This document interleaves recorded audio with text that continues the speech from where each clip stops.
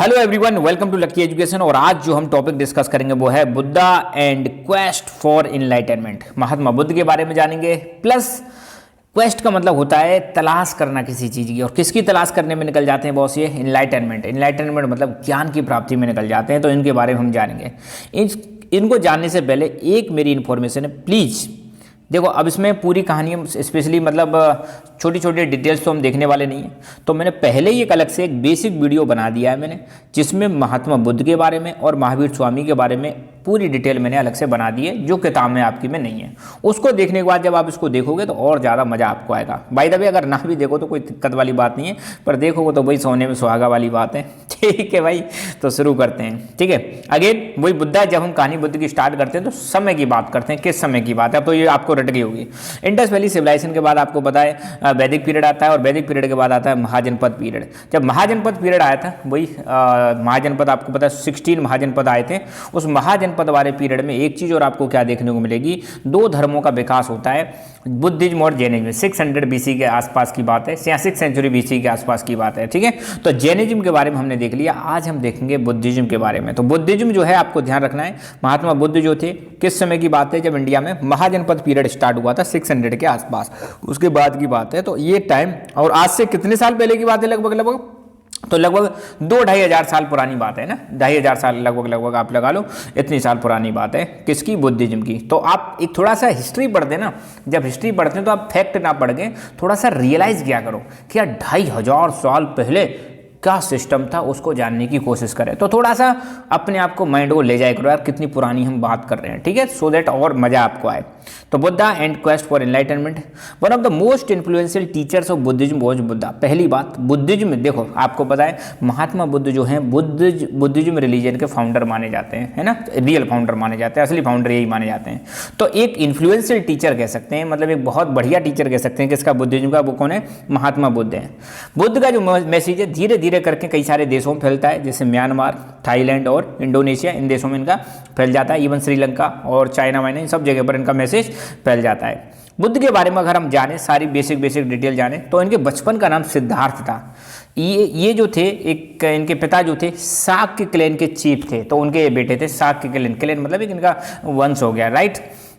He grew up inside the palace far from the harsh realities of life. देखो actually क्या हुआ था, जब बचपन में पैदा हुए थे तो किसी ने, मतलब संत ने भविष्यवाणी करी थी कि आपका ये जो लड़का है भैया फ्यूचर में वैरागी बन जाएगा, साधु बन जाएगा। तो इसी चीज़ के डर की वजह से इनके पिताश्री ने, राजा साहब ने इनको महल के अंदर रखा, और बाहर क्या चल रहा है, harsh realities of life. Harsh realities मतलब जिंदगी की असली सच्चाई। जिंदगी की सच्चाई क्या है? जिंदगी में देखो दुख भी होते हैं, सुख भी होते हैं, दर्द भी होते हैं, बीमार भी पड़ते हैं, बहुत सारी समस्याएं आती हैं। तो इन सारी समस्याओं से भैया इनको दूर रखा। कहाँ पर रखा? इनको पैलेस में रखा। तो पैलेस में पूरी सुख सुविधाओं से लैस मतलब ज़िंदगी इन्होंने गुजारी थी। तो बहुत बढ़िया इनके आलीशान ज़िंदगी बचपन में गुजरी थी। और क्यों गुजरी थी मैंने रीजन आपको बता दिया। अब यार देखो, कोई भी चीज़ जब मतलब अति हो जाती है तो लोग परेशान हो जाते हैं, है ना। लाइफ में कुछ नयापन ना हो, जब सेम लाइफ अगर आप डेली जीते हो तो मज़ा सा नहीं आता है। तो महल के अंदर बचपन निकल गया इनका पूरा, मतलब बड़े हो गए, बस वही सुख सुविधाओं में मतलब मौज ले रहे हैं। तो उनको लगा यार एक बार कि थोड़ा सा बाहर की दुनिया देखनी चाहिए हमें ना। तो एक दिन सिद्धार्थ ने अपने चैरिटर, मतलब जो सारथी होते हैं, रथ चलाने वाले होते हैं, उनको कन्विंस किया कि भैया हमें बाहर ले चलो यार, शहर घुमा के लाओ भाई हमें, हैं। तो सारथी ले देखें कैसे ना कैसे करके मान जाते हैं, है ना। और मान के फिर इनको घुमाने ले चलते हैं, कहाँ पर? शहर में घुमाने ले जाते हैं। तो इनकी जर्नी जो है ना, बहुत ज़्यादा, पहली वाली जर्नी बहुत ज़्यादा ट्रॉमेटिक है, बहुत ज़्यादा खतरनाक जर्नी रहती है। क्योंकि इस जर्नी के बाद महात्मा बुद्ध जी जो है ना, वो भाई साहब घर त्याग देंगे। क्या त्याग देंगे? अभी बुद्ध बने नहीं है, अभी तो ये सिद्धार्थ हैं। तो सिद्धार्थ ने अपने चैरिटर को क्या किया, मनाया कि भैया ले चलो प्लीज हमें ना। तो his first journey into the world outside was traumatic, बहुत ही ज़्यादा एकदम सदमे वाली थी।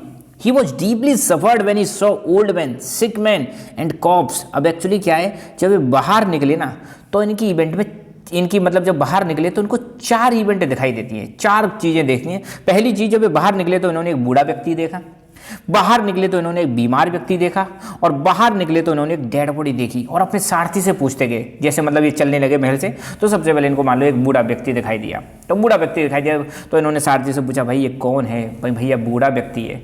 भाई ये अच्छा, तो मतलब मैं भी बूढ़ा हूँगा भाई, बिल्कुल साहब, तुम्हारी भी उम्र आएगी तो तुम भी बूढ़े होंगे एक समय पे आगे।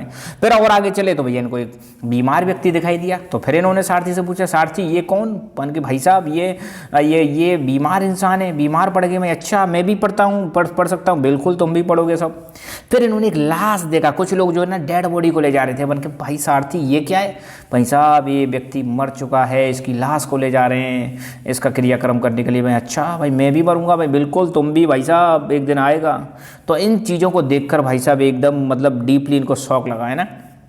From these observations, he realized that decay and destruction of human body was inevitable.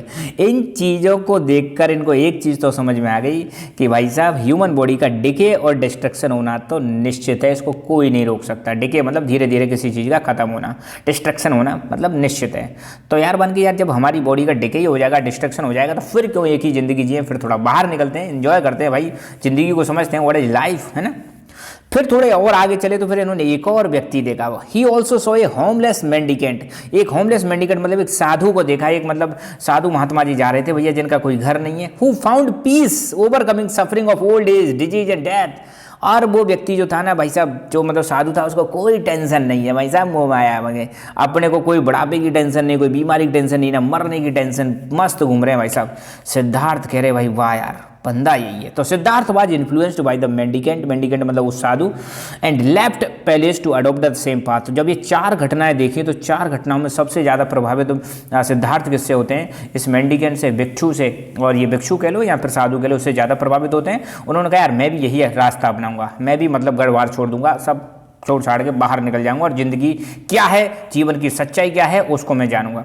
He set out in search of his own truth. और वो निकल जाते हैं, बाहर निकल जाते हैं ये जानने के लिए कि यार जीवन की सच्चाई क्या है, मैं क्यों इस दुनिया में आया हूँ, क्या पर्पज है, लोग क्यों इस दुनिया में आते हैं, क्या करना चाहिए, क्या नहीं करना चाहिए, लाइफ क्या है, आफ्टर लाइफ होती, हर चीज़ का मतलब क्वेश्चन जानने के लिए, हर क्वेश्चन का मतलब आंसर जानने के लिए बाहर निकल जाते हैं। Siddhartha explored several path including bodily modifications which led to him situation of near death. इन्होंने बहुत सारे मतलब तरीकों को अपनाया और कई बार तो इन्होंने अपनी बॉडी में बहुत सारे चेंजेस किए और कई बार तो ऐसे ऐसे चेंजेस किए उन्होंने कि बिल्कुल मतलब समझ लो डेथ के करीब पहुंच गए थे। कई बार होता है ना बहुत ज़्यादा एक्सट्रीम तपस्या करना, सब कुछ छोड़ छाड़ देना, खाना पीना ना खाना, तो मतलब ऐसे ऐसे मतलब इन्होंने चेंजेस किए थे। कई बार तो मौत के मुंह तक मतलब चले गए थे, राइट।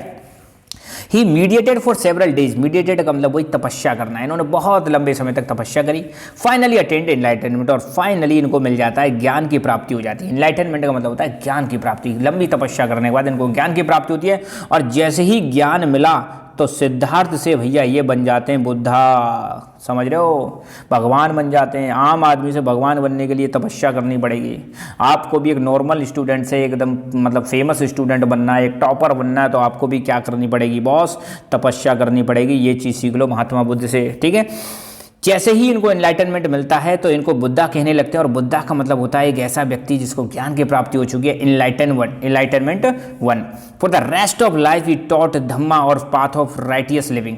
और फिर पूरी जिंदगी इन्होंने दुनिया वालों को धम्म के बारे में बताया। धम्म का मतलब होता है कैसे हमको एक अच्छा जीवन जीना चाहिए, सही जीवन जीना चाहिए। अब हम देखेंगे बुद्धिस्ट जो बुद्ध हैं उनकी टीचिंग्स के बारे में, राइट।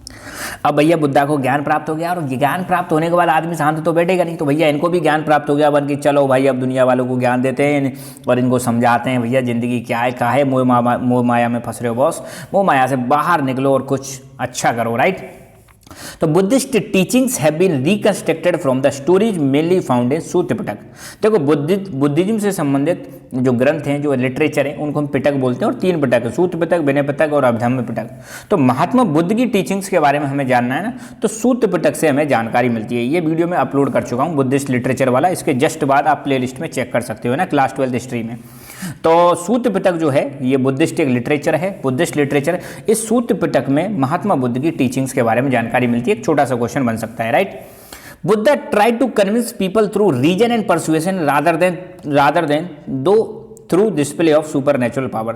देखो बुद्ध की एक खास बात आपको जानने को मिलेगी, इन्होंने लोगों को कैसे समझाया, समझाने का यहाँ पे तरीका बता रखा है। इन्होंने ऐसा नहीं कोई अपनी सुपर नेचुरल पावर दिखा दी, देखो भैया मेरे पास ये शक्ति है और मैं इस शक्ति से दुनिया का कल्याण कर सकता हूँ, मैं आपकी सारी समस्याओं को निदान कर सकता हूँ। तो इन्होंने ऐसा कुछ नहीं किया, इन्होंने कोई जादू तंत्र मंत्र ऐसा कुछ नहीं पढ़ा, कुछ नहीं दिखाया। इन्होंने कहा, इन्होंने मतलब लोगों को समझाया कैसे, रीजन और परसुएशन करके, मतलब मनाकर उसका रीजन देकर, कोई भी अगर समस्या है तो ये समस्या क्यों है और इसका समाधान कैसे कर सकते हैं, ऐसे करके मतलब इन्होंने हर चीज़ का लॉजिक दिया, हर चीज़ का एक तर्क दिया, वितर्क दिया, तब जाके लोगों को समझाया कि भाई ये चीज़ हो रही है तो क्यों हो रही है और ये चीज़ नहीं हो रही है तो क्यों नहीं हो रही है, आपकी ज़िंदगी में दुख है तो क्यों है और आपकी ज़िंदगी में सुख अगर चाहिए तो कैसे आएंगे। इन हर चीज़ को इन्होंने लॉजिक दे देकर समझाया, हवा में इन्होंने बातें नहीं की थी। इनकी टीचिंग्स के बारे में जानते हैं, क्या क्या टीचिंग्स हैं इनकी।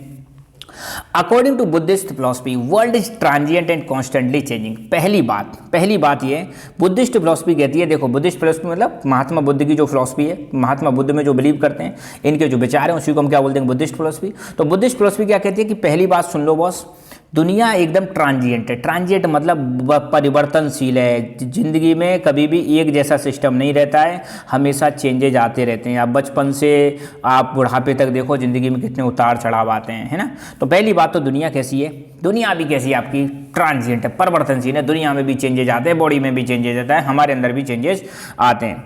It is also soulless and there is nothing permanent और इटर्नल इन इट। और ये कहते हैं दुनिया में भैया सोललेस है, कोई आत्मा नहीं है और इस दुनिया में कुछ भी चीज़ परमानेंट नहीं है, कोई भी चीज़ यहाँ पे ऐसी नहीं है कि भाई वो ख़त्म ना हो। मतलब कोई चीज़ अगर है तो उसका डिस्ट्रक्शन तो होना ही होना है, ठीक है। जैसे आपने जन्म लिया तो निश्चित है आप एक दिन जाओगे ही जाओगे। Within this transient world sorrow is the intrinsic to the human existence. और आप जब इस दुनिया में आ गए हो ना बॉस, तो भैया दुख तो इसका पार्ट है।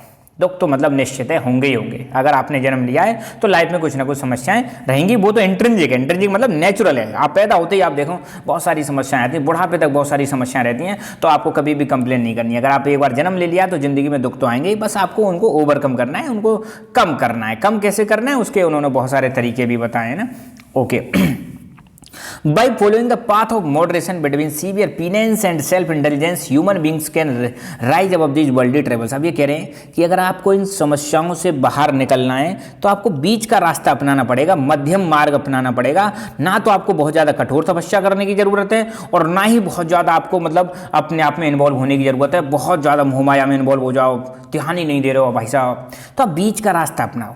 ना तो ज़्यादा कठोर मतलब रास्ता अपनाओ कि भाई सब कुछ छोड़ जा दो, ऐसा भी मत करो, या फिर ऐसा ही मत करो बहुत ज़्यादा तो आप मतलब मोह माया में बहुत ज़्यादा इन्वॉल्व हो रहे हो। तो आप बीच का रास्ता अपनाओ, ठीक है। आप भक्ति में भी ध्यान रखो, आप अपने आप में भी ध्यान दो। कोई एक्सट्रीम रास्ता अपनाने की जरूरत नहीं, बीच का रास्ता अपनाने की बात करते हैं, मॉडरेशन की बात करते हैं। मतलब पाथ ऑफ मॉडरेशन मतलब एक बीच का रास्ता निकालने की बात करते हैं। In the earliest form of Buddhism whether God existed और नॉट वॉज इररिलेवेंट। देखो आपको पता है बुद्धिज्म में आपको पता चलेगा, आगे हम डिस्कस करेंगे। बुद्धिज्म में दो सेक्ट आपको देखने को मिलेंगे, एक है हीनयान और दूसरी है महायान। तो शुरू वाली जो थॉट है बुद्धिस्ट थॉट, उसको हम बोलते हैं हीनयान।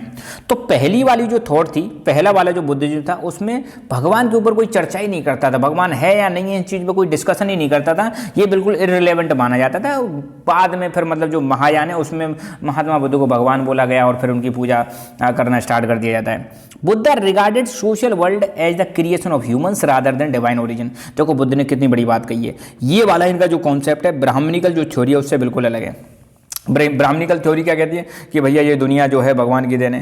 ये कह रहे भाई साहब ये जो दुनिया है ना, ये इंसानों ने बनाई है, भगवान ने नहीं बनाई है। ये भगवान के ओरिजिन बिलीव नहीं करते। Therefore he advise kings and grihapatis to be human and ethical. इसलिए इन्होंने सलाह दी राजाओं को और जो गृहपति होते थे, घर के मालिक होते थे, कि भाई साहब थोड़े से ह्यूमन रहो, थोड़े दयालु रहो बॉस, और थोड़ा एथिकल रहो, सही काम करो, गलत काम करने की आपको ज़रूरत नहीं है। Buddha emphasized individual agency and righteous action as the means to escape from the cycle of birth and cycle of rebirth and attain self-realization and nirvana। अब महात्मा बुद्ध क्या करें कि भाई आपको किसी व्यक्ति विशेष पर फोकस करने की ज़रूरत है, आपको सही कर्म करने की ज़रूरत है। अगर आप खुद पे फोकस करोगे, सही कर्म करोगे, तो आप जो रिसाइकिल जो बार बार आप जन्म ले रहे हो ना, इस वाली साइकिल से आप बच सकते हो, एस्केप कर सकते हो, मतलब निकल सकते हो। अगर आपको बार बार जन्म नहीं लेना है, आपको मोक्ष प्राप्त करना है, आपको निब्बान चाहिए, तो आपको क्या करना पड़ेगा, कर्म अच्छे करने पड़ेंगे, खुद पे फोकस करना पड़ेगा। आप खुद मतलब अच्छे कर्मों की मदद से आप निर्वाण हासिल कर सकते हो। निब्बान का मतलब है मोक्ष, ठीक है। कई बुकों में निर्वाण लिखा रहता है, मगर अपनी एनसीईआरटी में निब्बान है, तो यही बड़े याद रखना है। निब्बान का मतलब मोक्ष प्राप्त करना। बुद्धिज्म में जो मोक्ष प्राप्त करते हैं उसको निब्बान बोलते हैं। मोक्ष का मतलब आप मतलब बार बार जन्म लेना फिर मरना, जन्म लेना फिर मरना, इन सब चीज़ों से मुक्ति मिल जाएगी। तो ये सब कैसे हो पाएगा? जब आप सही एक्शन लोगे, अच्छे काम करोगे और अपने आप पे फोकस करोगे, right. It means to put an end to ego and desire and ending of cycle of suffering from those renounce the world. तो जिन लोगों ने दुनिया को त्यागा है तो वो क्या करेंगे? उनको क्या करना पड़ेगा? उनको अपने ईगो को खत्म करना पड़ेगा, अपनी इच्छाओं को खत्म करना पड़ेगा, है ना, ताकि जो सफ़र हो रहा है, जो आप मतलब परेशानियां झेल रहे हो, वो परेशानी आपको ना हो, राइट। ये उन्हीं को मिलेंगे जो जिन्होंने ये सब चीज़ छोड़ दी, राइट। अब हम देखेंगे फॉलोअर्स ऑफ बुद्धा, ठीक है। बुद्धा फाउंडेड संघ। अब देखो बुद्धिज्म में ये शब्द बार बार आएगा, संघ। संघ का मतलब क्या है? जैसे हमारे मंदिर बंदिर होते हैं, आपने देखे होंगे, ऐसे ही बुद्धिज्म में जहाँ पे साधु और जहाँ पे महिला साधु जो होते हैं वो बैठते हैं, उनको हम संघ बोलते हैं। एक्चुअली इसमें साधु ना बोलकर यहाँ पर बोलते हैं भिक्षु और भिक्षुणीज, है ना। अपनी बुक में भिक्खु लिखा रहेगा, भिक्खु मतलब भिक्षु की बात है, और भिक्षुणीज हिंदी में ऐसे लिखा रहता है। जो इनके साधु होते हैं बुद्धिज्म में उनको भिक्षु बोलते हैं, और जो महिलाएं जो मतलब त्याग देती हैं घर बार और वो भी साधु बन जाती हैं, उनको भिक्षुणी बोलते हैं, भिक्षुणी करके ना, ऐसे करके ध्यान रखना। तो भिक्षु और भिक्षुणी। तो महात्मा बुद्ध ने संघ फाउंड किया। संघ मतलब एक ऑर्गेनाइजेशन है जहाँ पे ये मॉन्क्स रहते थे, ये भिक्षु और भिक्षुणी रहती थी, उसको हम संघ बोलेंगे, ठीक है। तो भिक्षु को ही या भिक्खु को ही हम अंग्रेजी में क्या कह सकते हैं? मॉन्क्स। और भिक्षुणी जो रहती है उनको हम बोलेंगे नन। तो ये जहाँ रहते थे उस जगह को हम क्या बोलेंगे? संघ। और ये संघ किसने फाउंड किया? महात्मा बुद्ध ने संघ को फाउंड किया। संघ क्या है? एक ऑर्गेनाइजेशन है मॉन्क्स का, और जो मतलब टीचर्स बन जाते हैं धम्म के। अब धम्म आपको पता ही है, बुद्धिस्ट टीचिंग्स को हम धम्म बोलते हैं, और धम्म को प्रपोर्ट करने वाले टीचर्स मॉन्क्स हो गए। और ये मॉन्क कहाँ रहते थे? संघ में रहते थे।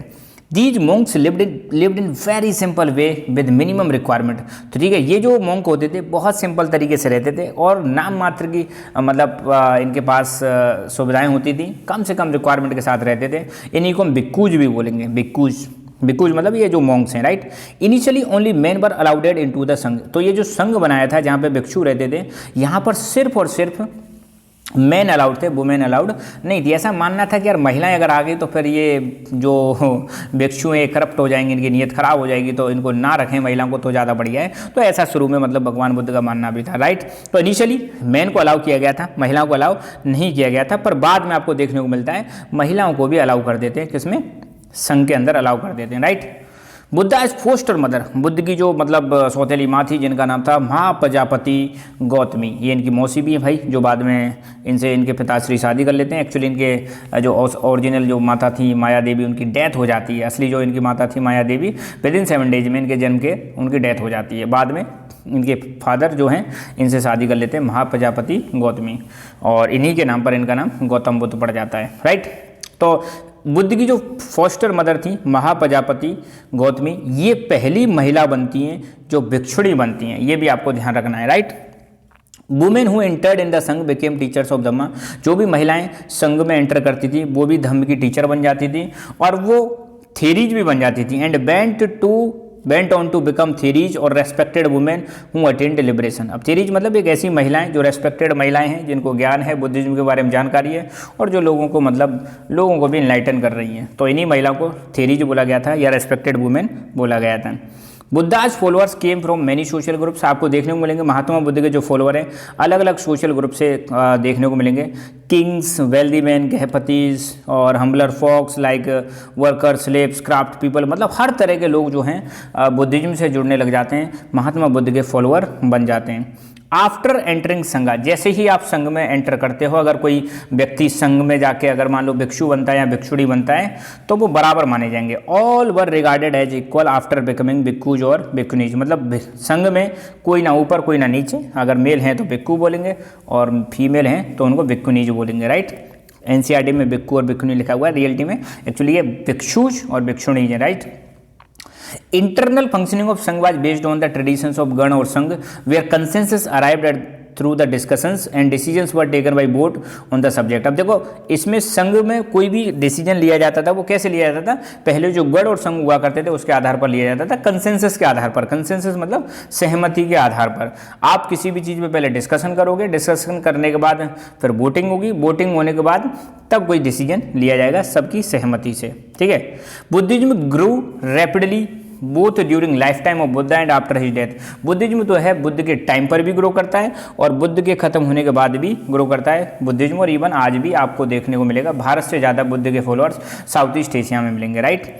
Many people were dissatisfied with the existing religious practices and confused by social changes around them. तो देखो जब बुद्धिज्म ग्रो कर रहा था ना उस समय बहुत सारे लोग ऐसे थे जो बहुत ज़्यादा परेशान थे उस समय की सोशल प्रैक्टिसेस से, उस समय की जो रिलीजियस प्रैक्टिसेस थी, जैसे ब्राह्मणिकल जो सिस्टम था उससे बहुत सारे लोग परेशान थे, उसमें बहुत सारी कमियां थी। इसलिए वो सारे लोग जो है जो परेशान थे वो उनमें से मोस्टली आपको देखने को मिलेगा बुद्धिज्म को ज्वाइन कर लेते हैं। They emphasized on metta and karuna especially for those who were younger, weaker than oneself, ideas that attracted men and women to Buddhist teaching। अब देखो आपको देखने को मिलेगा क्यों ज़्यादा से ज़्यादा लोग जो है बुद्धिज्म को ज्वाइन कर रहे हैं, क्यों ज़्यादा से ज़्यादा मेल और फीमेल मैन और वुमेन जो है बुद्धिस्ट को बुद्धिज्म रिलीजन को फॉलो कर वो मतलब अट्रैक्ट हो रही है बुद्धिज्म रिलीजन की तरफ। उसका मेन रीजन क्या था, क्योंकि बुद्धिज्म में मेटा और करुणा इन दो चीज़ों पे बहुत ज़्यादा फोकस किया जाता है। मेटा का मतलब फीलिंग, फेलो की फीलिंग, फेलो मतलब अपना जो साथी है उसकी थोड़ा उसकी फीलिंग्स पे भी ध्यान दो, आपके आसपास जो लोग रहे हैं उनको देखो। करुणा मतलब उनके प्रति दया भावना दिखाओ। ये चीज़ें ऐसी थी कि भाई जब आप अपने से छोटे है ना, अपने से कमज़ोर लोगों के प्रति आप दया दिखाते हो, करुणा दिखाते हो, आप उनकी फीलिंग्स को समझते हो ना, ये चीज़ सिखाई जाती है बुद्धिज्म में। और इसी चीज़ की वजह से बहुत सारे लोग इनको बुद्धिज्म को फॉलो करने लग जाते हैं, राइट। एक टर्म है हेजियोग्राफी। हेजियोग्राफी से भी आपको क्या देखने को मिलेगा, बहुत सारी चीज़ों के बारे में जानकारी मिलेगी, बुद्धिज्म से संबंधित जानकारी आपको मिलेगी हेजियोग्राफी से। तो हेजियोग्राफी क्या है? हेजियोग्राफी एक बायोग्राफी है किसकी, सेंट और रिलीजियस लीडर। आप देखो बुद्धिज्म में बहुत सारे संत हुए, बहुत सारे संतों की जो बायोग्राफी हुआ करती थी उन्हीं को हम क्या बोलेंगे, हेजियोग्राफी। जैसे बहुत सारे भिक्षु होंगे जो मतलब एक जगह से दूसरी जगह जाके ज्ञान देते होंगे, तो उनकी जो स्टोरी है उसी को हम क्या बोलेंगे, हेजियोग्राफी, राइट। तो hagiography often praise the saints achievements and may not always be literally accurate. तो इन हेजियोग्राफी में आपको क्या देखने को मिलेगा, जिस भी संत की हेजियोग्राफी है, बायोग्राफी है, उसमें उसकी बहुत सारी मतलब अचीवमेंट्स को बताया गया था कि भाई इसने ये किया, इसने ये किया, तो उनकी बड़ी प्रशंसा की गई है। और कई बार तो ऐसा देखने को मिलेगा कुछ ज़्यादा ही बड़ा चढ़ा के इनमें प्रशंसा कर दी जाती है, कई बार चीज़ें सही भी नहीं होती थी, राइट। मगर आप मान लो किसी संत के बारे में पढ़ रहे हो तो उस जिस भी मतलब ट्रेडिशन से वो संत बिलोंग करते हैं, जैसे मान लो बुद्धिज्म में वो महायान से या हीनयान के अगर संत हैं, तो उस परंपरा के बारे में आपको जानकारी मिल जाएगी, उस परंपरा के फॉलोअर्स के क्या बिलीव्स हुआ करते थे उसकी जानकारी मिल जाएगी आपको हेजियोग्राफी से, ठीक है। तो यहाँ पे ये टॉपिक हमारा फिनिश हुआ। इससे अगला जो टॉपिक है आपका बुद्धिस्ट लिटरेचर, वो मैं ऑलरेडी अपलोड कर चुका हूँ। तो ये बुद्धिस्ट का ये वाला टॉपिक हमारा पूरा कंप्लीट हो जाता है। So thank you so much, keep learning, keep enjoying and God bless you all.